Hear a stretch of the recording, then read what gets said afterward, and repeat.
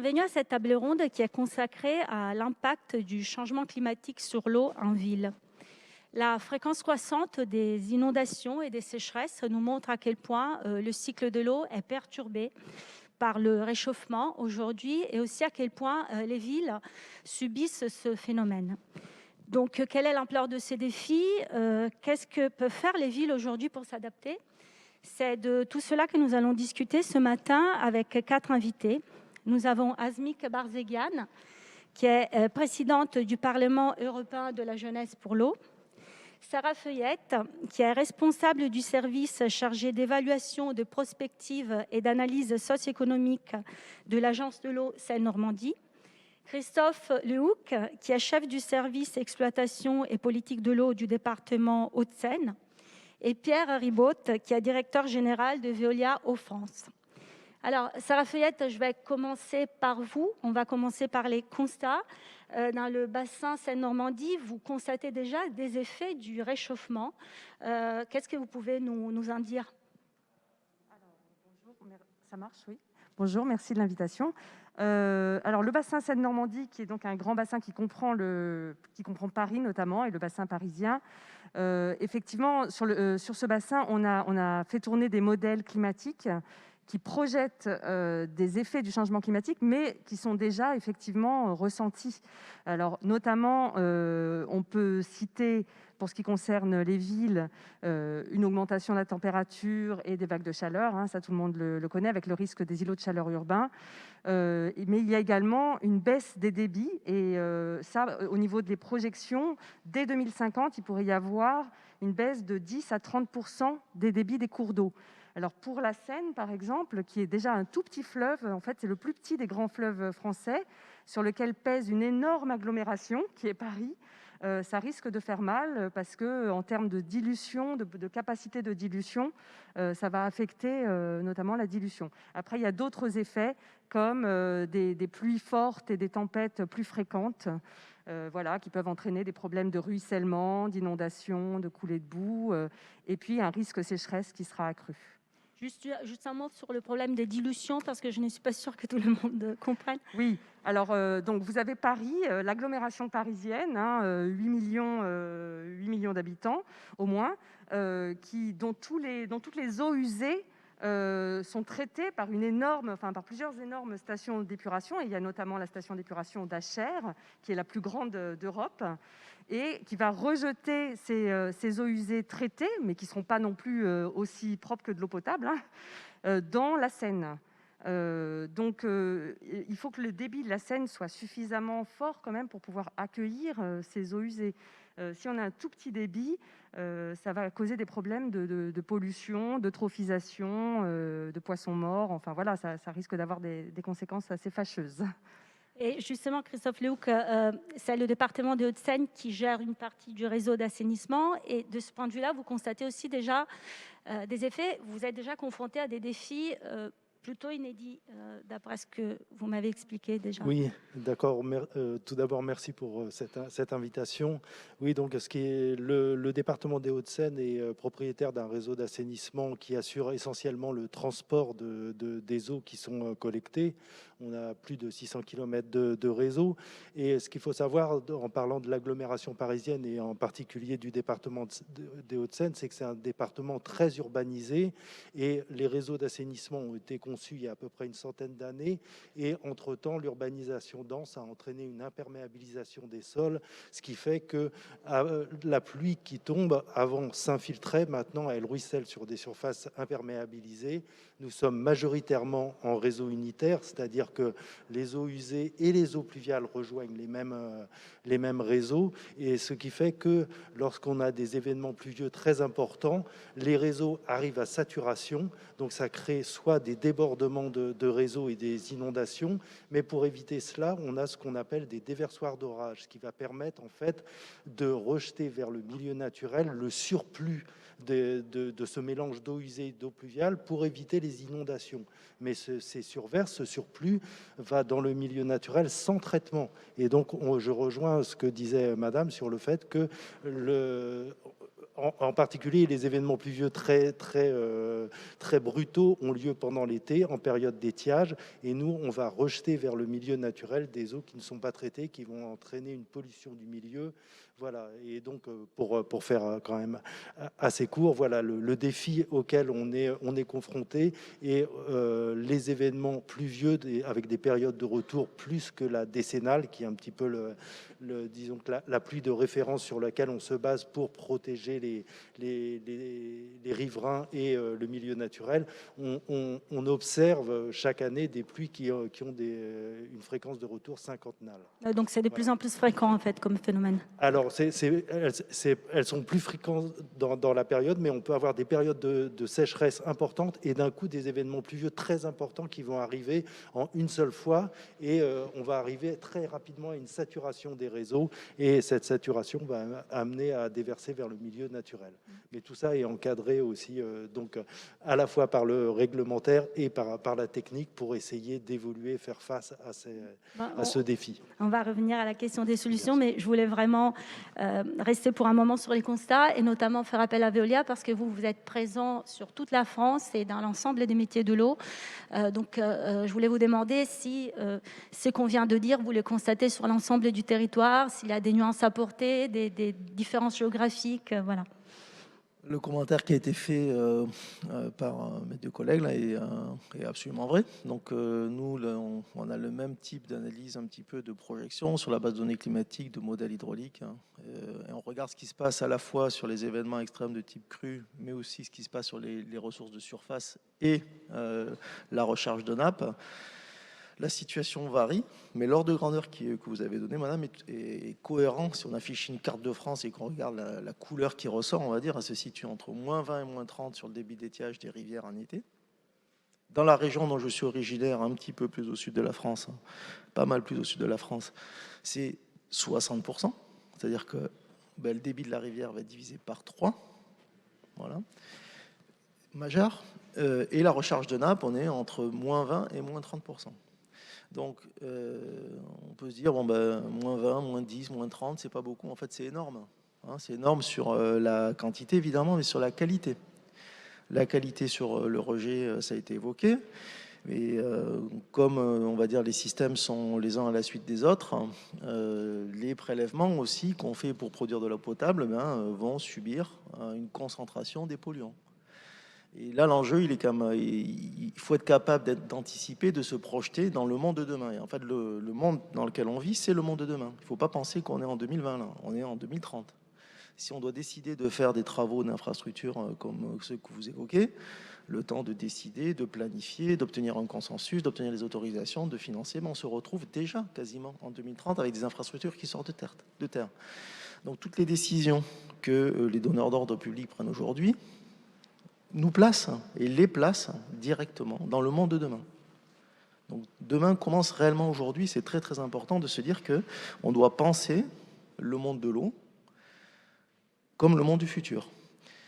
Donc c'est pas simple. La bonne nouvelle, c'est qu'il y a plein de solutions qui existent. On sait faire beaucoup de choses, on sait anticiper, on a beaucoup de ressources, on pourra peut-être en parler, de solutions technologiques, de savoir-faire qui permettent de préparer ce monde et faire qu'en 2050, ça passe très très vite, 2050, c'est pour très bientôt, on préserve une qualité de vie, on préserve des qualités d'écosystème, on préserve la biodiversité pour bien vivre ensemble. Et alors justement concernant le monde de demain, quid des jeunes générations aujourd'hui, est-ce qu'elles sont concernées particulièrement par ce bouleversement du cycle de l'eau? Asmik Berzegan, qu'est-ce que vous pouvez nous en dire? D'abord, merci beaucoup pour l'invitation. C'est un plaisir d'être ici à l'Hôtel de Ville. Donc, je veux commencer par la constatation des faits et des problèmes. L'un des défis mondiaux, c'est que, par exemple, un tiers de la population mondiale vit dans les zones de stress hydrique extrême. Un tiers, ça veut dire chaque troisième personne. Et nous, dans le monde, la nature n'a pas de frontières. Oui, les pays, ils ont, mais la nature n'a pas de frontières. Et donc, on est tous concernés. Il n'y a pas de pays qui peut dire qu'il est prêt à gérer les défis liés au changement climatique. Ensuite, je voudrais lire un extrait du dernier rapport de IPCC, GIEC, et que l'une des conclusions de ce rapport, c'est que GIEC, c'est groupe d'experts intergouvernemental sur l'évolution du climat. Voilà. Donc, l'une de leurs conclusions est que le réchauffement climatique continu devrait intensifier davantage le cycle mondial de l'eau, comme vous avez mentionné, y compris sa variabilité, les précipitations mondiales de la mousson et la gravité des événements humides et secs. Cela veut dire que la sécurité alimentaire est en danger. Cela veut dire qu'on va avoir plus de pluie, plus d'inondations, plus d'incendies des forêts et plus de déforestation. Donc, c'est important de lier le changement climatique aux autres défis que nous avons. Et dans ce cas, on pourra avoir une image plus holistique de la réalité. Ensuite, sur l'impact du changement climatique sur les jeunes. Donc, comme j'ai dit, on ne peut pas prendre à côté juste séparément le changement climatique. C'est lié à tous les acteurs et tous les secteurs. Donc, tout le monde est concerné. Et bien sûr, les gens aussi voient cet impact parce que un des impacts, c'est que le changement climatique va avoir un impact sur l'économie, les économies, et va affaiblir, voilà, il va y avoir des crises économiques. Et bien sûr, les jeunes sont premièrement concernés et on va avoir des changements démographiques ou aussi des impacts sur leur santé, bien sûr, comme pour tout le monde. Le journal scientifique Lancet, qui est connu, je pense que tous connaissez. Sur référence, oui. Oui, exactement. Dans leur dernier rapport, ils mentionnent que 80% de la jeunesse, pour 80% de la jeunesse mondiale, l'avenir est effrayant. Vous imaginez, c'est quoi? Ça veut dire quoi? Que la jeunesse ne croit pas à son avenir. Avoir une jeunesse pareille, c'est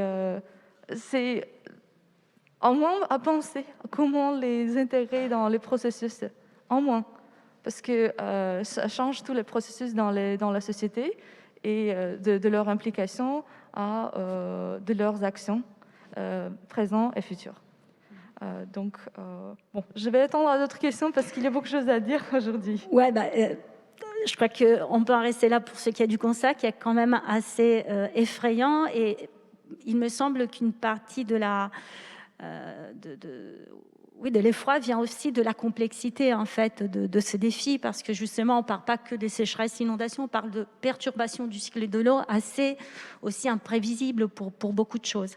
Mais la bonne nouvelle, c'est que justement des solutions commencent à être déployées. On commence vraiment à s'intéresser à la question de la résilience des villes. Ça ne fait pas hyper longtemps, mais voilà, la voie est ouverte. Pierre Ribaud, je vais commencer par vous parce que Veolia est spécialiste de ces genres de solutions. Donc, qu'est-ce qu'aujourd'hui vous pouvez proposer à vos clients face à cette complexité? Oui. Alors, l'approche, une première approche, c'est de se dire, OK, on peut attendre d'avoir tout compris, tout modélisé dans le détail, et puis voilà, commencer à bouger. En fait, non, on peut aussi commencer à bouger sur des choses qu'on voit, et agir. On a quand même un facteur temps dont on parlait qui est pas négligeable. Donc la course contre la montre, elle a quand même commencé.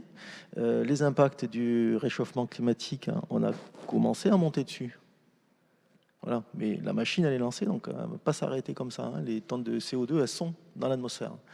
Donc l'approche, c'est de se dire, OK, on sait faire des choses aujourd'hui. Par exemple, vous évoquiez le sujet des événements extrêmes, des inondations, et donc les réseaux, en fait, qu'est-ce qui se passe sur un espace physique, une ville, on va dire, où son système de collecte très, très concentré, arrive beaucoup d'eau dans peu de temps. Les systèmes ne sont pas dimensionnés comme ça. D'accord ? C'est comme les autoroutes. Les routes ne sont pas dimensionnées sur le pic en permanence. Voilà, sinon, elles seraient vides toute la journée, ce serait un coût exorbitant. Donc ça arrive, cette eau, elle arrive, sature le réseau, donc les réseaux débordent, et cette eau se mélange d'eau de pluie, d'eau usée, on va dire, qu'on doit traiter avant de le rejeter au milieu naturel, part directement au milieu naturel. Ça le contamine. Et le milieu naturel, eh ben, il n'est pas fait. La nature ne l'a pas pensé, ne l'a pas designé pour qu'il fasse face à cette situation. Vous n'avez pas forcément prévu les villes et l'imperméabilisation des sols. Voilà. Donc nous, concrètement, qu'est-ce qu'on fait par exemple? On est capable de coupler à des systèmes de prévision météo, d'avoir une représentation la plus complète possible des réseaux, des systèmes de traitement, qui sont autant de capacités d'absorber le pic. Donc concrètement, mais en fait, on modélise les réseaux d'assainissement, comment les usines fonctionnent, quel est leur taux de remplissage, leur taux de fonctionnement. Est-ce que les systèmes de traitement, à quel niveau ils fonctionnent, on va dire? Est-ce qu'ils sont à 20, 30, 40, 50 ou 100%? On prévoit hydrauliquement ce qui va se passer. Et donc, en instrumentant le réseau, d'accord, en communiquant en temps réel, on est capable d'ajuster et d'absorber autant que possible l'impact d'un événement pluvieux extrême. D'accord. Donc, par exemple, l'idée, ce serait une ville qui est répartie, on va dire, sur 2 zones. Une zone où il va pleuvoir, qui est saturée, déjà, parce qu'il y a des usages, et une zone où il va moins pleuvoir et qui n'est pas saturée actuellement. Ben, le système permet, entre guillemets, de le prévoir, de l'anticiper, et plusieurs heures en avance, de commencer à faire des mouvements d'eau d'une zone d'une l'autre, et donc d'utiliser, de vider, si vous voulez, en avance le réseau de collecte et préparer les usines en aval pour le traitement, pour dire il va tomber beaucoup d'eau, on va stocker le pic au maximum et on va traiter. Ce type de solution qui permet d'éviter des coûts d'infrastructure majeurs nous a permis notamment, pour le compte de la ville de Copenhague, d'éviter des investissements à la ville de Copenhague au Danemark significatifs et de rendre de nouveau baignable le port de Danemark, le port de Copenhague, pardon. Donc, c'est typiquement une solution où on met de l'intelligence et des capteurs, du savoir-faire, de l'expertise. Il y a quelques travaux. C'est parfois pas suffisant, mais on peut déjà rendre beaucoup plus résilient, comme vous l'évoquez, les villes et les territoires face à ce type d'événement. Ça, c'est le premier exemple qui me vient à l'esprit. Donc, en renforçant les capacités d'anticipation. Exactement, en fait. d'anticipation, de mesures, parfois de traitement.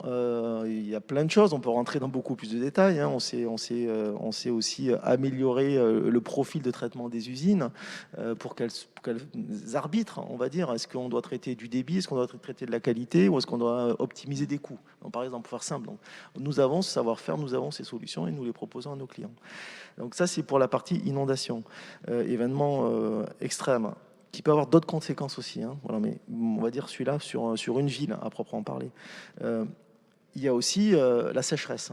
Or, les villes sont assises sur une ressource incroyable. Cette ressource, vous en avez parlé, c'est les eaux usées.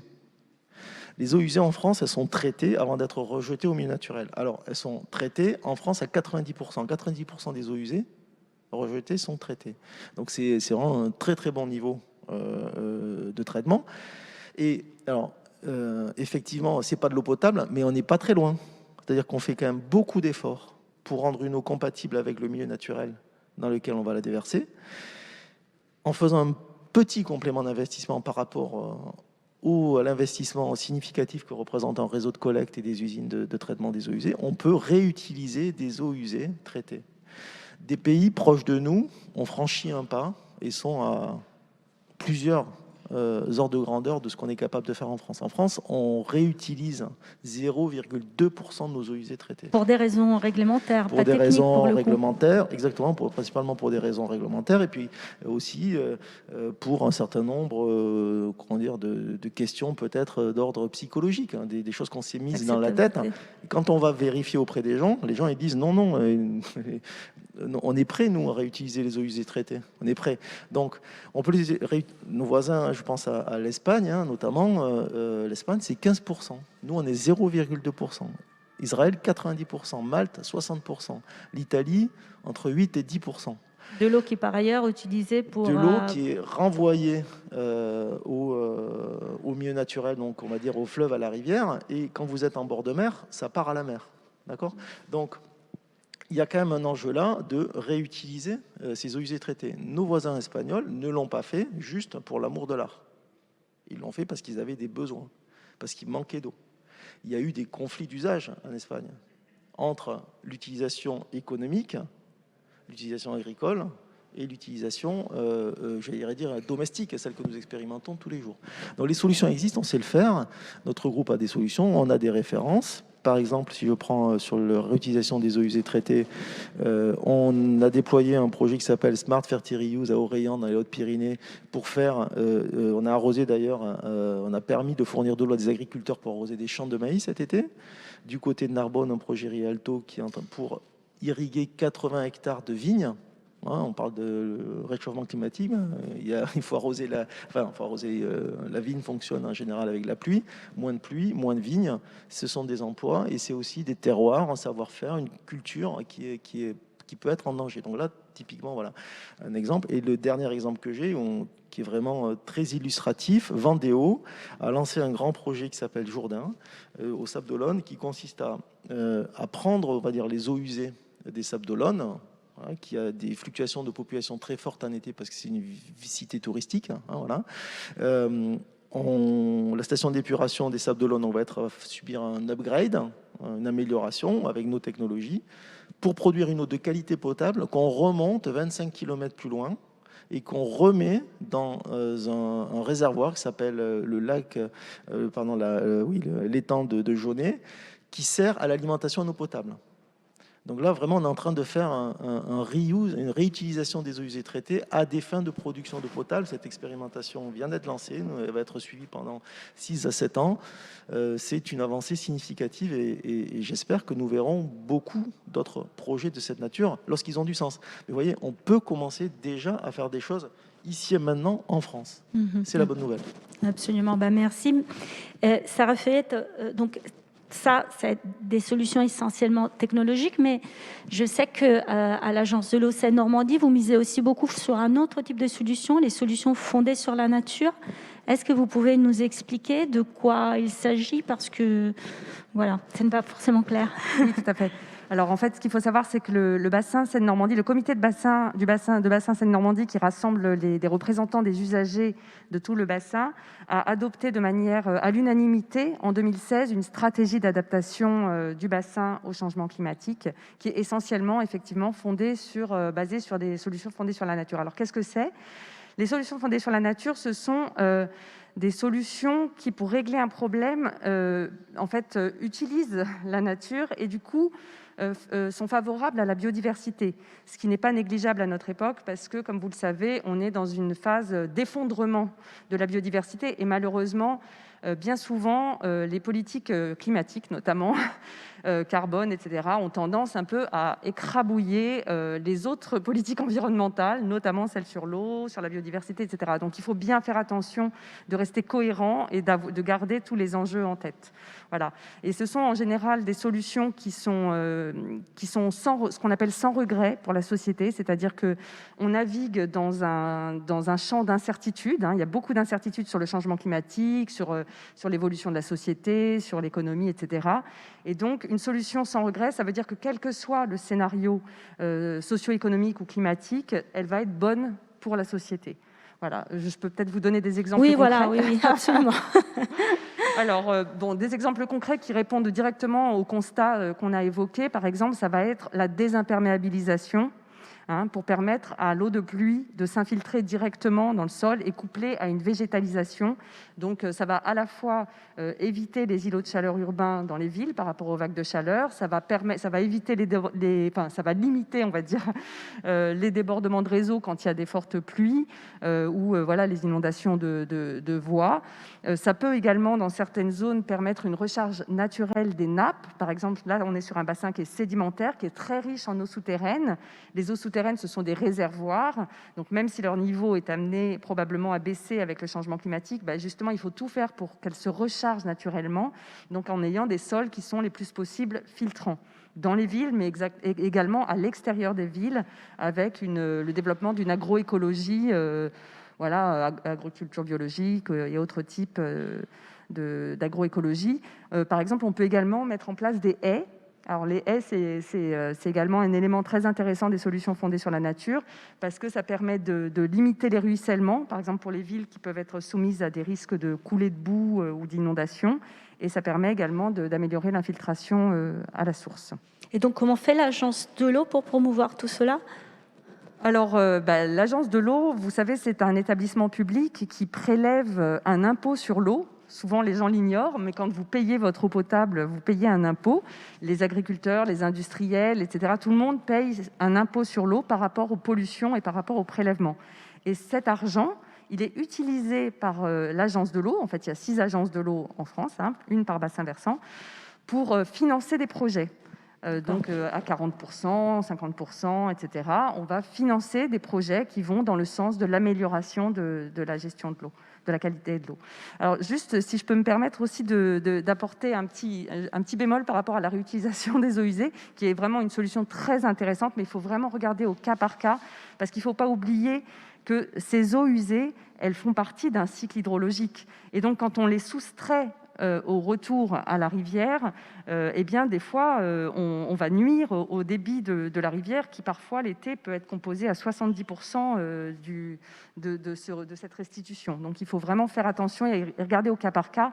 Et par exemple, par rapport aux exemples que vous avez cités sur l'irrigation, le maïs, etc., il faut déjà essayer de privilégier des usages agricoles et autres qui soient les plus sobres possibles en amont, avant de recourir en développant une agroécologie plus résiliente et plus sobre en eau. Oui, parce qu'en agriculture industrielle qui utilise trop d'eau, finalement, on se retrouve avec le problème. Il y a il y a plusieurs enjeux du point de vue de l'eau avec l'agriculture. Il y a l'enjeu d'avoir une agriculture la plus compatible possible avec la qualité de l'eau. Vous avez parlé d'eau potable tout à l'heure. On a des captages d'eau potable à préserver. D'ailleurs, la ville de Paris est assez exemplaire de ce point de vue-là, parce qu'elle développe des méthodes, des paiements pour services environnementaux, pour essayer de protéger au mieux ces captages d'eau potable en développant une agriculture la plus compatible possible avec la qualité de l'eau. Voilà, il y a l'enjeu qualité et il y a également l'enjeu quantité. La bonne nouvelle, c'est qu'en général, les solutions agroécologiques, elles sont bonnes pour l'un et pour l'autre. Donc ça, c'est plutôt bien. Et Christophe Luc, tout à l'heure, Sarah Fillette a parlé de désimperméabilisation. J'espère arriver à prononcer ça. Et donc voilà, c'est essentiellement un enjeu d'urbanisme. Est-ce que c'est le département qui agit sur ces fonds? Comment? Alors, donc nous département, on n'a pas de maîtrise en matière d'urbanisme, donc on doit développer des partenariats. Et effectivement, par rapport à tout ce qui est dit, on va changer de paradigme. C'est-à-dire que nous, depuis une vingtaine d'années, on s'oppose au tout tuyau. C'est-à-dire que les eaux pluviales, on ne doit plus les envoyer dans les réseaux. On doit limiter les apports d'eau pluviale dans les réseaux, limiter le ruissellement. Et pour cela, c'est retourner justement à la reperméabilisation des sols. Et dans ce cadre, nous, par rapport à tout ce qui est nouvel aménagement, que ça soit un immeuble, un aménagement urbain type square, voirie, etc., on prescrit la non-connexion des eaux pluviales au réseau. C'est-à-dire tout doit être géré au niveau de l'emprise du projet. Bien sûr, on est sur des territoires très urbanisés, ça n'est pas toujours possible. Et donc, dans ce cadre-là, on peut, à titre dérogatoire, accorder une partie des eaux pluviales, l'excès de ruissellement, si vous voulez, pourra être raccordé au réseau avec une limitation à 2 litres par seconde, c'est-à-dire pour éviter justement l'effet de pointe et tamponner cette eau, et donc recourir à la reperméabilisation des sols avec aussi l'abattement volumique. C'est-à-dire que lorsque vous avez la pluie qui tombe, on appelle on appelle la lame d'eau, la hauteur d'eau qui va tomber, et une partie de cette eau ne doit jamais rejoindre le réseau d'assainissement. C'est-à-dire que vous devez trouver des solutions qui vont permettre, grâce à la végétalisation et la reperméabilisation des sols, qu'une partie de cette eau soit absorbée par le sol, soit évapotranspirée par les végétaux. Et donc ça, ce sont des volumes qui ne vont jamais rejoindre les réseaux d'assainissement. Donc ça veut dire que nous, on doit travailler avec les villes pour que, au niveau des PLU, au niveau des permis de construire, il y ait cette notion conditions de reperméabilisation des sols et de non-connexion des eaux pluviales, et nous travailler en partenariat avec les aménageurs pour les faire changer de culture. C'est-à-dire que encore jusqu'à maintenant, alors que ça fait une vingtaine d'années que l'on a mis en place cette réglementation, on a des aménagements qui sont entièrement, qui prennent toute l'emprise de la parcelle, et la solution pour gérer les eaux pluviales, ça va être un bassin enterré qui va être au 3e sous-sol du parking et qui va fonctionner avec des pompes de relèvement. C'est-à-dire qu'on a de l'eau qui tombe du ciel, qui gravitairement pourrait s'infiltrer et l'excès de ruissellement rejeté au réseau d'assainissement. Non, tout va descendre automatiquement en un seul point, puis va être pompé, donc avec consommation d'énergie, pour être renvoyé vers le réseau d'assainissement. C'est mieux que rien, parce que ça permet justement de tamponner ce débit de pointe, mais ça restitue l'ensemble du volume vers le réseau d'assainissement, et une partie ne rejoint pas le sol. Donc voilà, on travaille vraiment sur cette problématique de gérer les eaux pluviales là où elles tombent, à la source, et ne pas renvoyer ça au réseau. Mais la résistance que vous mettez en avant, c'est en résistance de culture, mais aussi de coût. C'est plus cher de mettre en place ça? Non, c'est pas plus cher. Ça, si vous voulez, ça demande un travail plus minutieux au niveau du projet. C'est-à-dire que dans votre projet, vous devez étudier le parcours de l'eau sur toute l'emprise du projet. Et ça, vous devez le faire dès l'amont du projet, pas au tout dernier moment se dire, voilà, malheureusement, c'est ce qu'on rencontre. L'aménageur découvre au dernier moment, enfin, c'est ce qu'il nous dit, découvre au dernier moment qu'il faut gérer les eaux pluviales. Or, j'ai rien prévu, je peux mettre un bassin à cet endroit-là, c'est tout. Non, ça, c'est pas possible. Il faut que les aménageurs, les grands promoteurs s'accompagnent d'un maître d'œuvre spécialisé dans la gestion des eaux pluviales et étudient tout le parcours de l'eau d'un point de vue gravitaire, le fil de l'eau, et utiliser toute une palette de techniques alternatives, de solutions basées sur la nature pour gérer ces eaux pluviales. Donc, il faut vraiment, au niveau altimétrique, étudier ça très en finesse pour justement utiliser toutes les potentialités du site pour gérer les eaux pluviales. Et ça, vraiment, c'est un changement de mentalité. Il faut anticiper. Ça coûte un petit peu plus cher au niveau de la conception, mais après, au niveau des investissements et après, au niveau entretien, ça coûtera moins cher. Et, voilà.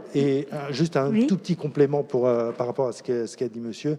Effectivement, nous, on travaille avec, bien sûr, on a des capteurs sur l'ensemble du réseau, on a un modèle, et on a, au niveau des déversoirs d'orage, ce qu'on appelle des seuils à service, c'est-à-dire des seuils qui sont mobiles, qui vont pouvoir suivre la hauteur d'eau dans le réseau pour éviter de déverser vers le milieu naturel. Et en fonction de l'intensité de la pluie, on pourra suivre le niveau d'eau dans notre réseau et garder le plus d'eau possible. Et si vraiment l'événement est très important, on pourra complètement abaisser le seuil pour déverser le débit de pointe et remonter juste derrière le seuil pour à nouveau garder les eaux dans le réseau. Mais ça nécessite beaucoup d'investissement, puisqu'il faut que tous nos déversoirs d'orage, on en a plus de 90 dans les Hauts-de-Seine, soient asservis avec des automates et qu'on puisse les piloter en un point précis, quoi. Et donc voilà.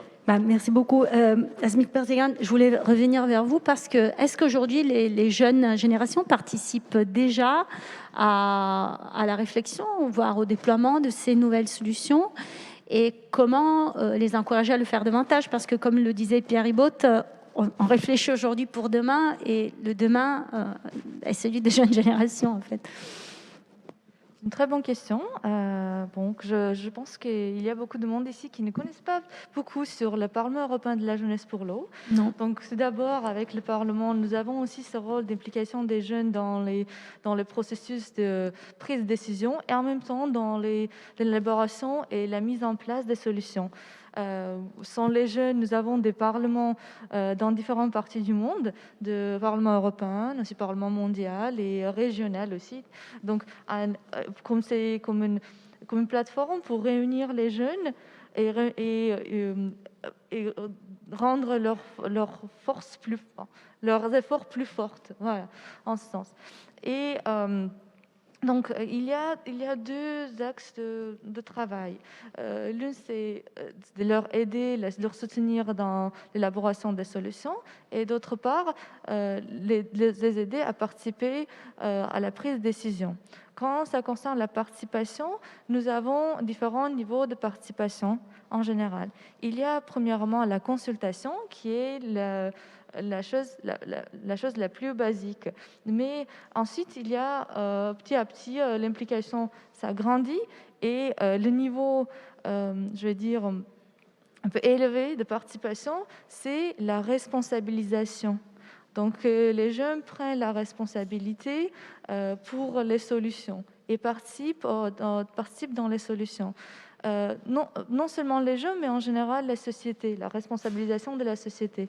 Dans ce cas, la société va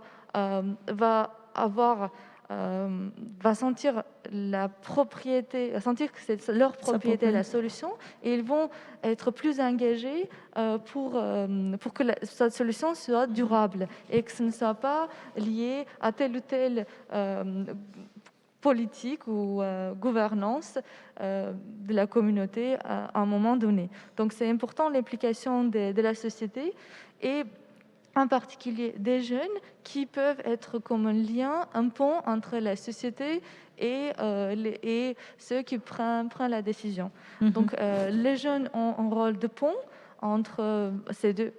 D'autre part, aussi, il faut reconnaître le rôle des jeunes dans le travail d'influence avec la société pour avoir une société intelligente à nous. En anglais, on dit « water smart society », une société qui va consommer d'une manière responsable et qui va penser à l'efficience, l'efficacité de l'utilisation de ressources si précieuses qu'on a comme l'eau. Écoutez, vous soulevez un sujet sur lequel, d'ailleurs, je voulais revenir tous ensemble, c'est-à-dire la question de la concertation, parce que ça a émergé dans chacune de vos interventions. D'une part, la raréfaction de la ressource en eau implique des conflits. D'autre part, vous l'avez souligné, les solutions impliquent la participation d'acteurs qui, traditionnellement, n'étaient pas en première ligne sur cette question de l'eau. Donc aujourd'hui, comment mettre en place une coopération efficace, vaincre les résistances culturelles, peut-être quels sont des projets concrets qui peuvent impliquer une participation plus large de la société tout entière. Voilà, j'ouvre ce dernier chapitre. Il ne nous reste pas énormément de temps, mais je pense que c'est vraiment un enjeu fondamental dans ce contexte. Peut-être si vous voulez commencer. Peut-être vous voulez des exemples Oui, okay. Par exemple, oui. Il y a un des projets que nous, les gens, on est impliqués. Donc, c'est je vais dire des termes anglais. Je suis désolée, je vais essayer de les traduire en français entre-temps. C'est UN World Water Quality Alliance, l'Alliance de la qualité de l'eau des Nations Unies. Et dans cette alliance, il y a différentes plateformes. Nous, on travaille sur la plateforme de l'engagement social et de l'engagement des jeunes. Et nous, je veux dire le Parlement et tout notre réseau. Et là, avec cette plateforme de l'engagement social, nous avons un outil qui s'appelle Local Water Forum, forum local de l'eau. On motive, on soutient les différents acteurs à entrer en partenariat avec une communauté et pour travailler ensemble avec la société, pour sensibiliser la société, la communauté aux défis liés à l'eau, et en même temps leur apprendre aussi à réfléchir et venir aux solutions et bien sûr participer aux solutions. Donc nous avons cet outil de Local Water Forum dans le monde entier et il y a déjà beaucoup de villes, beaucoup de communautés qui ont créé leur Local Water Forum et sont dans notre réseau. Ça peut être créé, ça peut être initié par les ONG ou par les entreprises privées aussi. Donc, il y a de grandes opportunités. C'est juste une des actions qu'on est impliqué. Il y a beaucoup d'autres actions que nos jeunes travaillent localement dans différentes parties du monde. Il y a aussi la dimension de l'eau et la paix et la sécurité. si on attend, je voudrais un Oui, parler, mais on a juste je 6 voulais, minutes. oui, Donc, mais je voulais faire un autre tour de table, mais d'accord. oui, en fait, la question, c'est que ces conflits entre usagers, parfois, peuvent se transformer aussi en conflits entre pays, peuvent amener des migrations. Donc, en réalité, on pense parfois à de petits conflits, mais qui peuvent avoir une dimension internationale. Donc, d'où justement ce sujet de la participation, de la coopération. De votre côté, comment vous êtes confrontés à cette problématique? En quelques mots, parce qu'il nous reste vraiment très peu de temps. Mais... Alors, par exemple, au niveau des agences de l'eau, on a déjà un système de gouvernance qui associe les usagers dans une certaine mesure, mais on se rend compte que ce n'est pas suffisant. Il faut aller plus loin, déjà en termes de sensibilisation. Voilà, le comité de bassin, par exemple, sur Seine-Normandie, c'est 185 personnes. Le bassin Seine-Normandie, c'est 18 millions d'habitants. Ah oui. Voilà, quand on fait une consultation du public sur un projet lié à l'eau, il n'y a pas suffisamment, on sent qu'il n'y a pas une implication suffisante de la population. Donc, par exemple, l'agence de l'eau, elle finance des classes d'eau pour aller justement vers les jeunes, mais également vers des aménageurs ou d'autres types de métiers de personnes qui sont en activité également, pour les sensibiliser à l'eau et essayer effectivement de réfléchir ensemble et de ne pas fonctionner trop en silo, parce que ça, c'est quand même un gros problème. Enfin, je veux dire, face à ces enjeux systémiques qui sont en face de nous, il faut vraiment cesser de fonctionner en silo et avoir une approche systémique également et tenir compte des différents enjeux. Et de votre côté, vous avez des observations sur ce sujet? Non, je pense que ça a été évoqué, il nécessite de la concertation. L'eau, c'est un bien commun. Voilà, donc il faut qu'on regarde ce sujet tous ensemble, sous l'autorité des donneurs d'ordre publics, qui ont la capacité à décider, à agir, mais il faut mobiliser l'ensemble des parties prenantes de façon large. Les consommateurs, les usagers du service public, les associations, les industriels, les représentants de l'État, et évidemment les décideurs politiques et les partenaires privés. Donc il faut essayer d'arriver à faire émerger un consensus, qui n'est pas toujours possible. Donc il faut quand même aussi à un moment donné trancher, décider, avancer. Mais c'est dans cette concertation et certainement pas en opposant les usages. Voilà, comme vous l'avez mentionné, effectivement, ça doit être complémentaire. Et ensuite, moi je pense que, si vous voulez, la complexité, elle se résout aussi au plus près du terrain. C'est-à-dire qu'à un moment donné, il y a bien quelqu'un qui fait quelque chose. On commence par là. Et juste une petite précision avant de terminer, parce qu'il me reste 3 minutes. Mais pour convaincre, il faut peut-être aussi prouver l'efficacité des solutions. On peut la mesurer aussi, cette efficacité? Alors, c'est vrai que par rapport aux différentes solutions qu'on a évoquées, il y a des solutions qui sont plus faciles à mesurer que d'autres en termes d'efficacité ou de coût-efficacité. Les solutions techniques le sont plus que les solutions fondées sur la nature. Donc, par exemple, il est plus facile de mesurer l'efficacité d'un réservoir souterrain, comme ça a été évoqué tout à l'heure, pour stocker de l'eau de pluie, que l'infiltration directe. Mais néanmoins, parce qu'en fait, ce qui se passe, c'est que les solutions fondées sur la nature, le contexte fait que c'est toujours un petit peu différent. Néanmoins, c'est pas une raison, comme vous le disiez tout à l'heure, c'est pas parce qu'on manque de chiffres, etc., qu'il faut ne pas agir. Et on sait que ces solutions fondées sur la nature, elles présentent de multiples avantages, elles sont multifonctionnelles. Comme je le disais tout à l'heure, elles sont sans regret et souvent elles sont moins coûteuses en plus. Donc, même si on a des incertitudes sur les niveaux d'efficacité, on sait que globalement, elles sont efficaces, donc il faut y aller.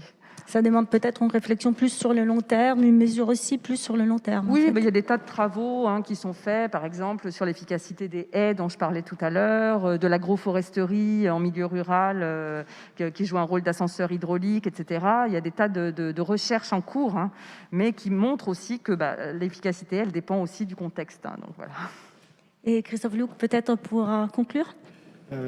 Donc, pour reprendre ce que disait Madame, je suis tout à fait d'accord sur la nécessité de la transversalité, à la fois au sein même d'une collectivité, c'est-à-dire qu'on va être un peu par silo avec la direction qui s'occupe des espaces verts, de la voirie, des bâtiments, de l'assainissement. On doit travailler tous ensemble par rapport à cette problématique de l'eau. Ensuite, au niveau des collectivités, on est différentes collectivités, les villes, les territoires, les départements, le SIAP, qui est le syndicat interdépartementale. Tout le monde doit travailler ensemble sur cette problématique. Et ensuite, entre le public et le privé, également, que ce soit les aménageurs, que ce soit les entreprises qui travaillent dans le domaine de l'eau, on doit tous travailler ensemble, et ça de façon continue, par le biais de réunions de concertation, de conventions, de pédagogie, etc. Après, par rapport à votre question, effectivement, on a fait une étude il y a maintenant une petite dizaine d'années qu'on est en train d'actualiser, où on a répertorié sur l'ensemble du département toutes les surfaces qui ont pu être régulées par des techniques alternatives ou déconnectées du réseau. Et on a pu voir qu'au niveau de la surface, enfin ce qu'on appelle la surface active, la surface qui génère du ruissellement, on avait pu diminuer de 4% sur le territoire des Hauts-de-Seine cette surface active. Et au niveau, grâce à la modélisation, on a pu voir qu'on avait diminué de 8% les volumes débordés pour une pluie décennale et de 10% les volumes déversés au niveau annuel vers le milieu naturel. Et si on se projetait par rapport à l'ensemble des projets d'urbanisme qui étaient enregistrés, et si tous ces projets appliquaient de façon stricte notre réglementation, on arrivait à 17% de diminution de la surface active et une diminution des volumes débordés et déversés multipliée par 3. Donc ça, bien sûr, grâce à l'autosurveillance, aux capteurs, à la modélisation, mais on a pu voir que ça avait un impact direct. Et si on arrive à, par exemple, sur un bassin versant, à 50% de techniques alternatives, une projection sur l'avenir, on diminue de plus de 80 à 90% les inondations et les volumes déversés. Donc ça, c'est vraiment quelque chose de concret, de palpable. Et ces études-là, bien sûr, on fait ça pour convaincre nos élus sur la nécessité de continuer à travailler, d'être contraignant au niveau de l'urbanisme et de la gestion du renouvellement urbain, parce que tout ça, c'est du préventif, c'est pas du curatif. Le curatif, il faut faire immédiatement les investissements. Mais le préventif, c'est se projeter dans l'avenir, comme disait monsieur, et profiter du renouvellement urbain pour améliorer les choses. Bah écoutez, merci. Je suis vraiment obligée de terminer parce que les temps dont nous disposions est terminé. Mais je suis contente parce qu'on finit sur une note positive. On voit que des solutions existent, que on peut aussi un peu mesurer l'efficacité en partie. Donc, il me semble que l'enjeu aujourd'hui, c'est de les déployer et aussi d'embarquer tout le monde. Je vous invite aussi à suivre la table ronde suivante qui est consacrée à un autre défi des villes, les déchets. Donc, je vous dis à tout de suite. Merci encore.